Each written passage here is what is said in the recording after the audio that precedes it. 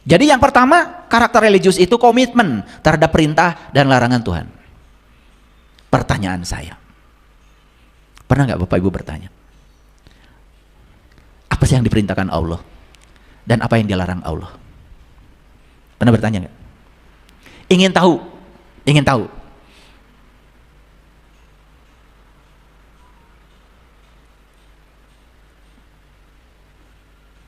Pernah ada keinginan bertanya seperti itu? Ada nggak perintah menyebut-nyebut nama Tuhan? Misalnya, cari di Quran. Ada nggak perintah mengingat Tuhan? Cari di Quran. Apakah menyebut-nyebut namanya sama dengan mengingatnya? Pernah berpikir? Di Quran ada perintah mendirikan sholat. Apakah sama dengan perintah melaksanakan sholat? Apa bedanya? Pernah nggak bertanya? Nggak pernah. Hampir tidak ada pertanyaan di sini. Pokoknya apa yang dilakukan orang, ikut saja. Bertahun-tahun kita melakukannya, walaupun kita tidak merasakan apa-apa, kita tetap melakukannya. Dan lama-kelamaan itu dianggap seakan-akan perintah Tuhan. Padahal kalau Tuhan mau bicara, loh aku tidak memerintahkan itu. Periksa lagi semuanya. Saya tidak mau menyebut satu silahkan periksa lagi semuanya. Pertanyakan semuanya. 2, karakter religius itu bersemangat mengikuti kajian ajaran agama. Nih, contoh religius. Semangat mengikuti kajian agama. Religius ini. 3, aktif dalam kegiatan keagamaan. Religius. Saya tidak ragukan lagi. Peringatan Maulid, peringatan Isra Mi'raj, hari-hari besar agama, tahun baru Hijriah, tahun baru Islam, wah semua rame. Pawai obor dan lain sebagainya. Itu religius. Menghargai simbol-simbol keagamaan, religius.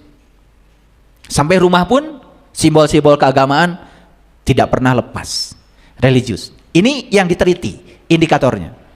Akrab dengan kitab suci, akrab? Alhamdulillah, akrab. Tiap hari dibaca, tiap tahun tamat. Tapi orang bodoh itu seperti sendok. Sendok itu walaupun dekat dengan makanan enak, dia yang paling dekat dengan makanan enak, tapi dia yang tidak pernah merasakan enaknya makanan. Saya cuma khawatir saja, dekat dan akrab dengan kitab suci, tetapi kita tidak mengerti rasanya kitab suci.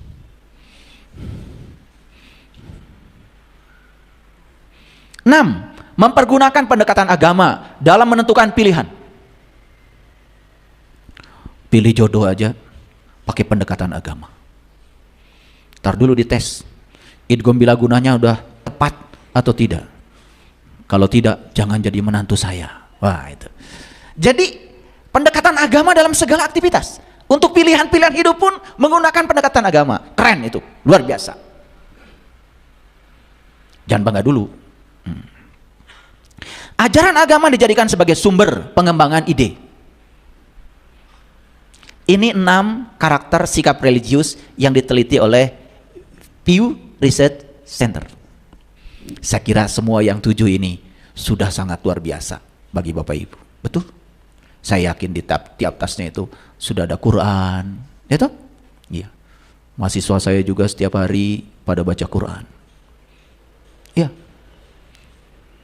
Bahkan baca Qurannya senangnya yang kecil. Di sudut-sudut ruangan itu pada baca Quran yang kecil. Saya tanya, kenapa kamu baca Quran yang kecil? Oh ini bagus Pak, bukan yang bagus tuh yang gede, biar mata nggak rusak. Gitu. Karena yang kecil itu katanya lebih bagus daripada yang gede. Nah, saya juga nggak ngerti bagusnya apa. Tapi saya mohon maaf ya, bukan saya ini. Saya suka memperhatikan, nih rajin nih baca Qurannya nih. Jadi kalau ujian, saya pura-pura tidak tahu aja. Saya ke WC, padahal saya di belakang pintu nonton. Nyontek juga. Maaf ya, ini data yang saya amati. Makanya kalau yang kayak gitu tuh, yang menggunakan simbol-simbol agama dalam ulangan, dalam ujian, bahkan di ujiannya di atas Bismillahirrahmanirrahim itu huruf Arab. Tapi nyontek jalan, itu. Saya di situ mulai bingung itu, saya nggak ngerti, gitu. Kok simbol-simbol agamanya sudah masuk, tapi kesadarannya nggak ada.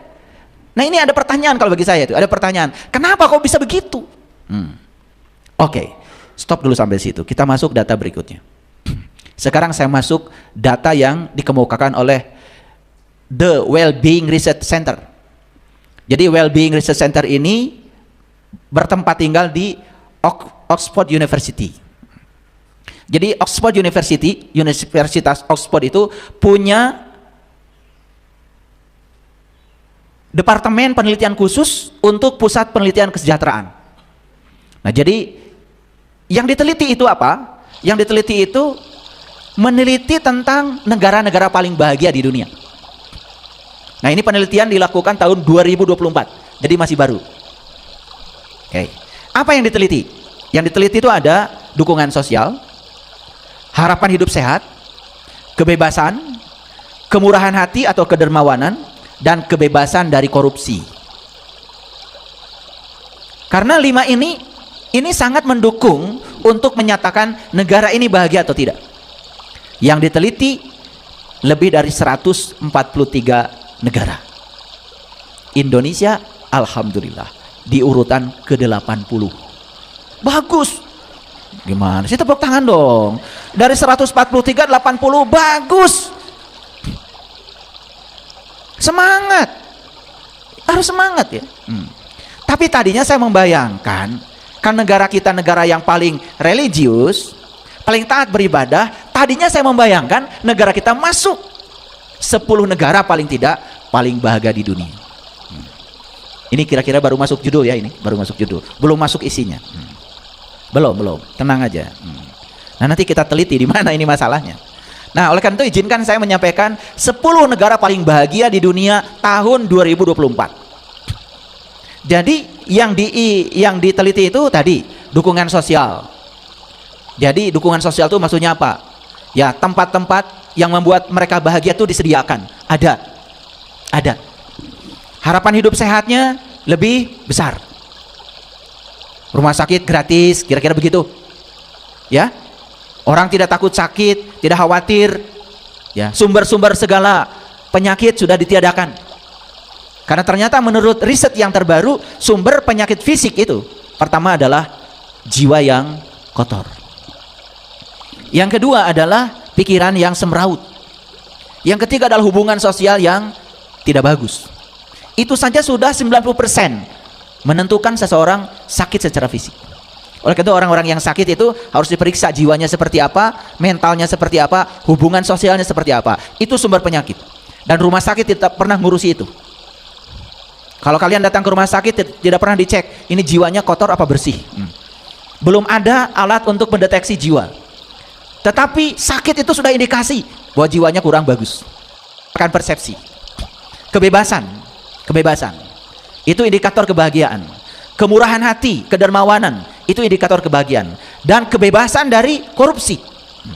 Nanti juga saya akan tampilkan negara yang paling bersih dari korupsi. Nah, semoga aja. Semoga. Jadi dari 143 negara yang disurvei, Indonesia urutan ke-80 dari negara paling bahagia. Lumayan bukan? Lumayan. Tetapi kalau dikaitkan dengan Quran surat Al-Mu'minun, surat Al-Mu'minun ayat yang pertama, qad aflahal mu'minun. Menurut Quran, ciri orang yang beriman itu bahagia. Menurut Quran, bukan menurut saya ya. Ulangi. Qad aflahal mu'minun. Berbahagialah orang yang beriman. Itu Quran. Surat Al-Mu'minun ayat pertama. Menurut Quran, orang yang beriman itu bahagia.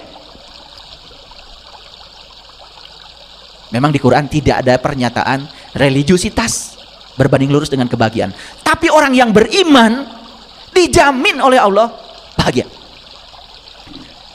Satu analisis saya, jangan-jangan religiusitas itu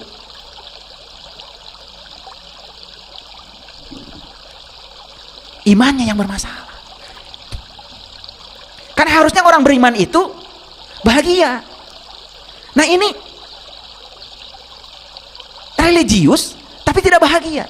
Jangan-jangan Imannya ini yang bermasalah dalam religius tadi. Cuman gebiar-gebiar aja luarnya, tapi dalamnya nggak ada, keropos. Jangan-jangan itu dugaan saya, karena saya peneliti juga. Cuman kalau saya lebih banyak meneliti di bidang fisika material elektronik, jadi saya tidak meneliti bidang sosial. Makanya saya pinjam data-data dari teman-teman yang meneliti. Jadi datanya hari ini banyak. Oke, lanjut ya, lanjut dulu. Finlandia urutan pertama, negara paling bahagia. Denmark urutan kedua. Islandia urutan ketiga. Swedia urutan keempat. Israel urutan kelima. Belanda nomor 6. Norwegia nomor 7. Nah, Norwegia dengan Islandia ini sebetulnya masih satu rumpun sebetulnya. Saya pernah ke sana. Saya pernah ke Islandia, ke Norwegia, pernah ke sana. Pernah ke sana.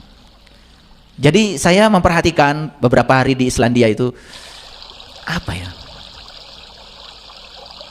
Saya ingin tahu orang bahagia itu seperti apa. Di sana itu suara-suara aja, suara-suara gitu, keributan-keributan, suara speaker apa-apa di sana tuh hampir tidak ada. Pokoknya hening aja kalau ke Islandia. Ada yang pernah ke Islandia? Saya doakan ya. Pokoknya saya pasti ke sana bilang begitu. Ya, jangan uang dari mana? Jangan. Itu sudah calon orang miskin itu ya. Nggak boleh lagi itu ya. Jadi saya doakan kalian semua bisa berkunjung ke negara-negara paling bahagia. Ya. Bilang saya pasti ke sana. Gitu. Ya, jangan lihat saldomu. Lihat saldo Allah. Saldo Allah itu tanpa batas. Makanya banyak yang datang sama saya. Ya, kok saya katanya membangun nggak berhenti-berhenti. Apalagi untuk fasilitas umum, untuk orang banyak. Nggak berhenti saya membangun dari dulu. Ditanya, Bapak tuh gimana ya saldonya? Oh, jangan lihat saldo saya. Saya tidak pernah lihat. Saya aja nggak pernah lihat saldo saya. Saya lihat saldo Allah tanpa batas. Nanti saya kasih ilmunya ya. Saya kasih ilmunya. Makanya baca dulu Hidup Menakjubkan, buku saya. Hidup Menakjubkan. Baca dulu itu, baca dulu. Nanti ada caranya, ada workshopnya. Kalau sudah baca buku itu nanti ada workshopnya. Iklan dulu ada yang lewat. Biasa di TV aja suka ada yang lewat kan? Nomor 8 Luxembourg. Nomor 9 Swiss. Nomor 10 Australia. Ini 10 negara yang paling bahagia tahun 2024. Yang saya kagum, dari tahun 2020 sampai 2024, Finlandia ini selalu nomor 1. Nah, kita coba belajar dari Finlandia. Apa sih yang bisa kita potret dari sana? Warganya puas dengan kehidupan dan menjaga kualitas hidup yang positif. Itu salah satu karakter warga Finlandia. Puas dengan kehidupan. Jangan-jangan ini yang disebut Quran dengan syukur. Jangan-jangan itu. Cuma mereka kan tidak mungkin menyebut kata syukur ya. Gak ngerti bahasa Arab mereka. Jangan-jangan kalau menurut terminologi kita itu yang namanya syukur itu ya, syukur. Makanya syukur itu, perhatikan saya, jangan hanya terhadap yang sudah dan sedang. Coba belajar bersyukur terhadap yang belum. Makanya harus belajar hukum akibat sebab. Jangan selalu belajar hukum sebab akibat. Harus lebih inovatif lagi berpikirnya. Belajar hukum akibat sebab. Selama ini kita menyatakan bahagia itu adalah akibat. Sekarang bahagia jadikan sebagai akibat. Ada akibat sebab, ada sebab akibat. Kalau sebab akibat gini, kalau saya menciptakan sebab ini, maka akibatnya saya akan bahagia. Nah, sekarang bahagianya jadi sebab, bukan sebagai akibat. Daripada saya akan bahagia kalau teman datang, berarti sebabnya teman datang, bahagianya akibat. Kan itu selama ini yang terjadi. Coba sekarang bahagianya jadi sebab. Bahagia aja dulu. Bahagia aja dulu. Walaupun teman belum datang. Apa yang terjadi? Teman pasti datang, dan datangnya teman itu pasti membawa kebahagiaan. Orang yang bahagia akan menarik kebahagiaan. Like attracts like. Itu hukum tarik menarik. Tapi kalau saya akan bahagia kalau teman datang, berarti saat menyatakan itu kita belum bahagia. Ulangi. Saya akan bahagia kalau teman datang. Saat mengatakan itu sudah bahagia belum? Belum. Berarti saat kita menyatakan itu kita dalam keadaan tidak bahagia. Saya percaya ketidakbahagiaan akan menarik ketidakbahagiaan. Makanya kalaupun teman datang pasti pinjam uang, Pasti curhat yang buruk-buruk, pasti ya. Pasti. Nah itu, jadi kalau teman datang tiba-tiba curhat yang buruk-buruk, itu karena salah. Coba sekarang kita ciptakan akibat sebab. Jadi bahagia itu menjadi sebab. Kalau bahagia menjadi sebab, akibat yang akan datang itu semua yang membahagiakan. Kelihatan ini dianggap sepele bagi orang yang tidak tahu, tapi bagi saya, sudah saya praktekkan dalam hidup saya, ini luar biasa. Ini yang membuat hidup berkelimpahan. Makanya belajar untuk bersyukur terhadap yang akan. Gimana caranya? Ini, belum pergi ke Islandia kan? Nah, tetapi sudah bersyukur. Seakan-akan sudah ada di Islandia, sudah jalan-jalan di Islandia, foto-foto di Islandia, walaupun baru lihat peta Islandia dari YouTube. Tapi seakan-akan sudah di sana. Itu sudah doa yang luar biasa, dan pasti Bapak Ibu akan ada di sana. Nah, ini lompatan ilmu baru ini. Makanya orang yang berada di tiga dimensi hidupnya, ruang dan waktu, maka dia akan terjebak oleh hukum sebab akibat. Orang yang sudah masuk dimensi kelima, dimensi energi, maka dia akan bisa menciptakan akibat sebab. Nah, itu salah satu ciri orang Finlandia. Warganya puas dengan kehidupan dan menjaga kualitas hidup yang positif. Puas dengan kehidupan berarti sudah menerima. Apapun yang terjadi sudah menerima. Menerima kehidupan apa adanya dan puas. Berarti pikirannya sudah beres. Karena pikiranlah sumber penderitaan. Kalau pikiran membawa kita ke masa depan, akan cemas dan khawatir. Pikiran membawa kita ke masa lalu, kita akan selalu sedih. Makanya kenapa di Quran ada perintah la takhaf wa la tahzan. Jangan takut, jangan sedih. Cuman penjelasan tentang jangan takut, jangan sedih selama ini tidak dikaitkan dengan hasil riset saintifik. Makanya saya jelaskan ya, kenapa di Quran ada kata-kata jangan takut, jangan sedih. Ternyata takut itu berasal dari pikiran yang membawa kita ke masa depan. Sedangkan sedih berasal dari pikiran yang membawa kita ke masa lalu. Artinya Allah berpesan kepada kita, jangan hidup di hari esok, jangan hidup di masa lalu. Hiduplah di sini, saat ini, sekarang. Disitulah letaknya kebahagiaan. Pernah dengar ada kajian seperti itu? Ya pernah di sini ya. Memiliki kebiasaan atau gaya hidup yang positif. Gaya hidupnya positif. Tidak menyombongkan diri atas sebuah pencapaian. Tidak suka memperlihatkan keberhasilan atau kesuksesan pada orang lain. Tidak membanding-bandingkan atau menyombongkan kebahagiaan kepada orang lain. Nah ini, saya tempo hari di kajian sebelumnya, saya ngajarkan 7 jangan. Itu tiba-tiba saya lupa itu, yang ke-7. Baru ingat sekarang, setelah baca ini.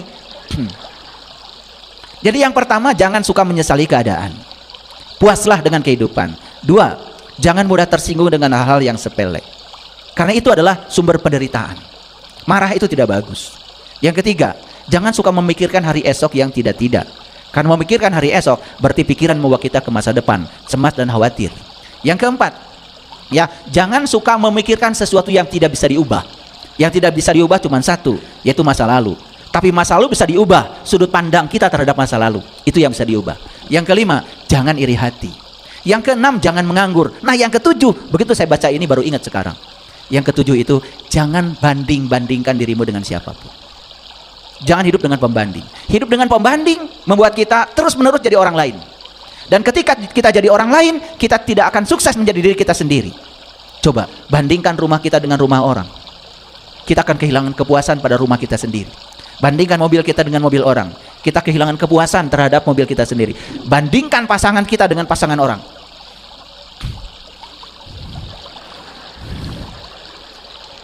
Bahaya sekali.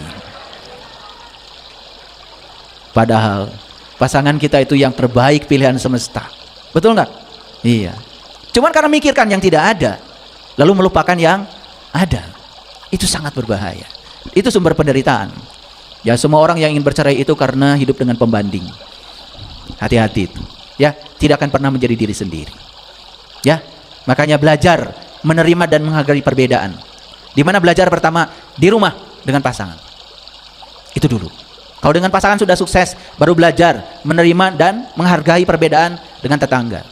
Nanti kita pun bisa akan toleran pada semua orang. Belajar menerima dan menghadapi perbedaan dengan semua orang. Jadi ternyata sumber kebahagiaan orang Finlandia itu tidak membanding-bandingkan. Tidak menyombongkan kebahagiaan pada orang lain. Makanya ada kata-kata bijak.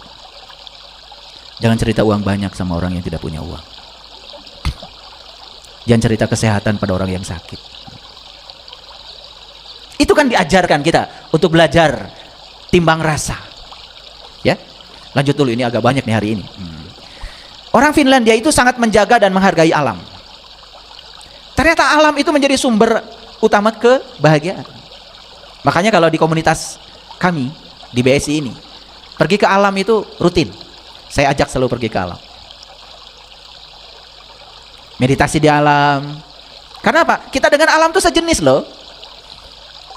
Sejenis kita dengan alam itu. Ya. Semua unsur-unsur yang ada di alam itu, semua unsur-unsur yang ada dalam diri kita. Makanya mendekatkan diri pada alam itu menyadari bahwa kita dengan alam itu sejenis, sehingga timbul yang namanya ulas asih. Hal ini terbukti dengan Finlandia yang menjadi negara paling hijau dan ramah lingkungan. Ikut melakukan dekarbonisasi, pemanas rumah tangga. Jadi untuk menjadi negara bahagia itu ternyata tidak cukup, apalagi hanya menjalankan aktivitas rutin sehari-hari. Apalagi yang dijalankan tidak mengerti. Sampai ikut dekarbonisasi. Nah ini bahasanya agak saintifik, harus saya jelaskan.